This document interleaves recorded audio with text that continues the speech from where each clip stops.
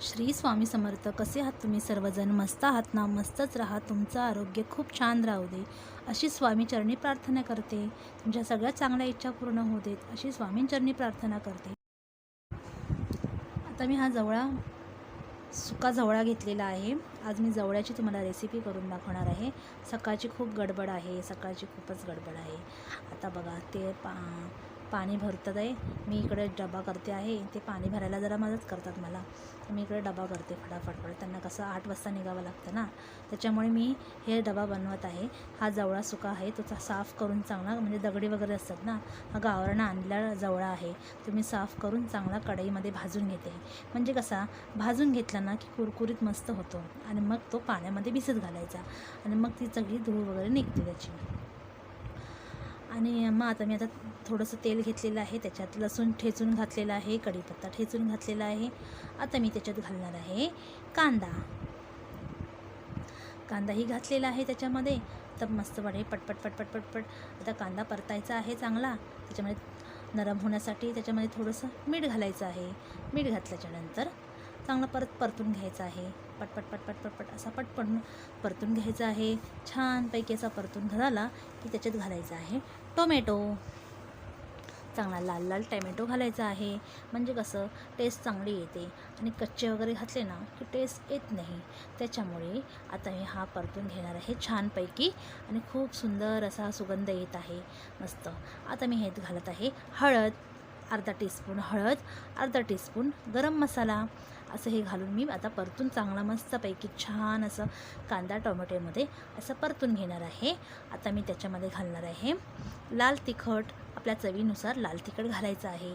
ज्यांना जास्त तिखट हवं असेल त्यांनी जास्त घालायचं, ज्यांना कमी तिखट लागत असेल त्यांनी कमी घालायचं आहे. अशा प्रकारे हे मी परतून घेतलेलं आहे. आणि चांगली हिरवीगार कोथिंबीर चांगली धुवून वगैरे चिरून वगैरे ती अशी वरनं टाकलेली आहे. मी अशी आधीच का टाकली, कारण ती चांगली आतमध्ये त्या मसाल्यामध्ये मिक्स झाली पाहिजे, त्याचा स्वाद उतरला पाहिजे. अशा प्रकारे मी ती घातलेली आहे. आता मी जवळा चांगला भाजून चांगला भिजत ठेवला होता. आता मी तो चांगला गाळून घेतलेला आहे आणि असा परतून घ्यायचा आहे मस्तपैकी. तर सुगंध एवढा सुंदर येतो काय सांगू. छानपैकी हा परतून घेतलेला आहे. आता मी झाकण ठेवलेलं आहे. झाकण खोलून आता 5 मिनटं जरा बारीक गॅसवरती मी चांगला परतून घेतलेला आहे. आता मी हे झाकण खोलून 5 मिनिटांनी पाहिलेलं आहे. तर बघा तयार झालेला आहे असा आपला जवळा फ्राय, सुक्का जवळा फ्राय.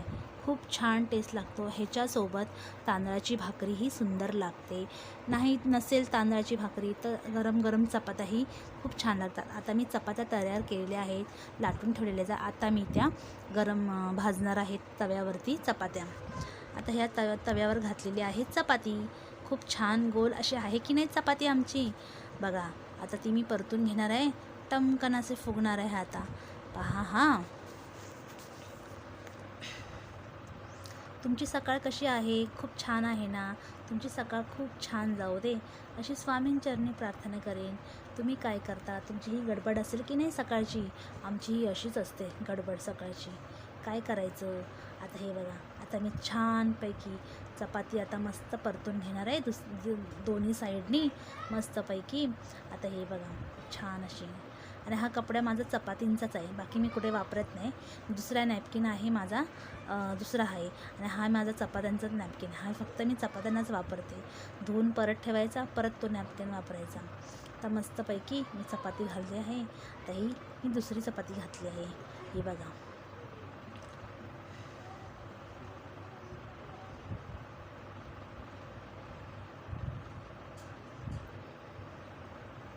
फुगते की नाही छान. बघा मस्त टम अशी फुगलेली आहे. नरम सॉफ्ट चपाती खूप छान लागते. गरम गरम चहा. तुम्ही काय करता? चहाबरोबर भाजीबरोबर चपाती खाता की चहाबरोबर? मला तर भाजीबरोबर नाही आवडत. मला चपाती आणि गरम गरम चहा आणि गरम चहा असा सकाळचा असला ना की माझी सकाळ खूप सुंदर होते. मला खूप आवडते चहा चपाती, पण गरम गरम चपाती हवी हां. आणि मस्त अशी टम्म फुगलेली खूप छान आवडते मला.